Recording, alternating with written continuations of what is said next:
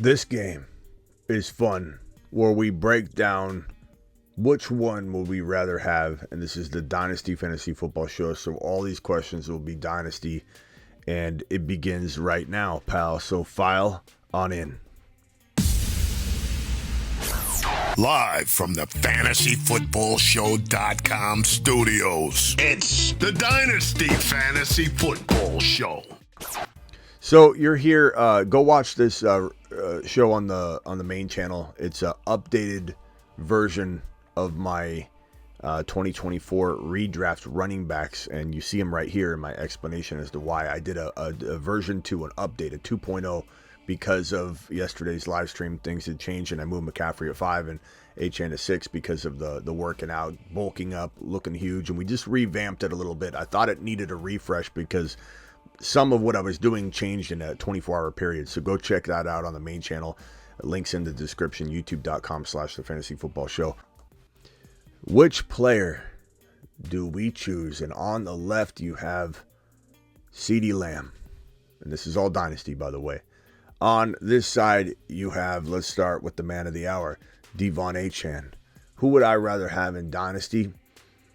This is a tough one because I really, really do question what we're going to be looking at in a year from now, a calendar year from now, once Dak Prescott is potentially out of Dallas, if he walks out of 2024 without winning any sort of Super Bowl or championship game. Or, I mean, it's really, you go to the Super Bowl, even if you lose, you go to the Super Bowl, or maybe you are not coming back. And I don't think he'll want to come back because, you know, he's going to really be able to go wherever he wants. He can't be franchise tagged. He has a no tag clause. He has a no trade clause, but I think he'd even accept something right now because he'd get a contract in that. And the Cowboys are not wanting to give him an extension. Even with all that said, you got to lean toward the wide receiver, the longevity. He'll probably get a big name quarterback at some point, but there's definitely more of a debate here because of the Dak Prescott looming departure. So right now we're going to go ahead and go CeeDee Lamb, but it is a harder question to answer than I think people probably anticipated, at least for me. Let's roll with Amon-Ra St Brown and MHJ. Now, this is a live premiere. It's been pre-recorded, but I'm live in the chat. The chat is live. It's premiering live, and then you can replay it till your heart's content, but it's playing live right now. So you guys can answer along as you go. We could debate it. But MHJ or Amon-Ra St Brown, who's your pick in a dynasty, any setting, dynasty startup or a trade? Obviously, landing spot's going to determine some things, right? But we don't know the landing spot, so we got to assume things here. I'm going to go. This one's tough for me. I'm going to go in a trade. I'd want to get more for St. Brown. Understand that. So we gotta really decide Amon-Ra because the value is there. However, I think there is a scenario in a world where I could say, give me and something, and that might actually be the more attractive package to me because I quietly, in the right spot, and you're making some assumptions, you could be wrong, and that's saying a lot, right? I'm not saying anything negative about St. Brown. That's my boy, St. Brown. Legend has it if you say St. Brown 3 times in the dark in the bathroom, you will immediately lose your league. So understand what I'm saying here. St. Brown's my boy. Now, what's something like maybe a big quarterback upgrade that your counterpart doesn't see as a big upgrade? Like maybe, I don't know, maybe it's a Caleb into Burrow. Like you've got Caleb and you can convince him that, you know, you'd rather have it. Some of you might rather have Caleb, and that's why this would make sense. Like if you could get like into something like that. Other players would be like, you know, if someone had Cousins or somebody had Lamar Jackson, you could get Patrick Mahomes. Or if it was a tight end upgrade, if you could get maybe Hawkinson turned into Bowers, and you know you feel like that would be amazing for you. Or Andrews into a Bowers, or Andrews into a McBride, or you know a future first rounder, or whatever the hell it might be, to make this move where you're perceived to move down and take this big risk on the wide receiver. That's how I view that. Next up, this one I'm gonna throw. Let's keep the McBride theme going. So McBride, and we'll go. So McBride, Andrews, McBride, and Kelsey. This is Dynasty. So McBride, and let's go McBride and Kincaid. That's where it gets really close. I'm going to say, God, this is really hard for me to do, but I'm going to say McBride for now. I really think Kincaid can get there. This is probably one of those same scenarios I just mapped out. So if you get Kincaid with something, because McBride is a clear advantage right now, I could definitely say, because they're quietly equal to me, or the upside's there, that this might be one of those scenarios where I like this. I want to go in this direction, but I want something because I know I can get it. Bowers or McBride. So McBride or Bowers. The safer avenue would be McBride, but I do believe, like, if I'm in a box and I can't get anything and someone's like, look, you either want it swapped straight up or not, I'm going to put myself in a tough bind here by saying it this way. It's hard for me to say that, but because McBride's so good, but this is probably how I would take it. Kyren Williams or JT. Kyren, JT, Kyren. I mean, you kind of already know my answer to this because I've done my Dynasty running back rankings and Kyren is ranking above JT, but you know, there's a debate here to be made. The only thing is JT doesn't have 4 years left. Kyren could.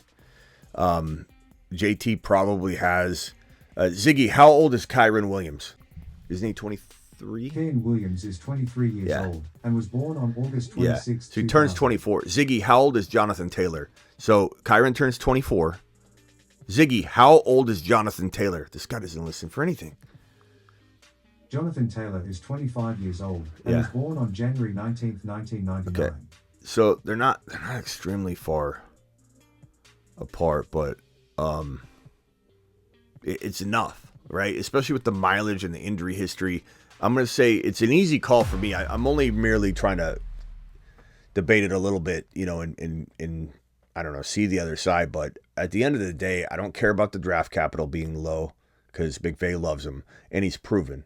And no veteran was brought in to take his place. He's only looking at a very mediocre running back class to try and take him out. And the fact that he scored 12 touchdowns in 12 games on the ground alone, 15 touchdowns total in 12 games last year. And I think he's going to lead the league in rushing touchdowns and rushing yards in 2024. He's going to have tremendous value in Dynasty. Give me Kyren. I get the debate, but Kyren for me. And then let's do one more. Let's do a really, really good one. Let's go deep on this one. Let's go extremely deep. Let's go Zamir White. Or I want to think of a really tough one on this left side. Zamir White. Let me get my rankings from thefantasyfootballshow.com and let me just find a name that I might even have ranked higher that I'm looking and going, you know what? Let's get bold and crazy. Every time I look at my rankings, every single time I can move 15 things. So it's funny. People are like, you're looking at your own rankings. How are you going to get an idea from that? Believe me, every time I look at it, I'm like, damn it, I got to go in and change that. Man. Okay, this one's going to be crazy.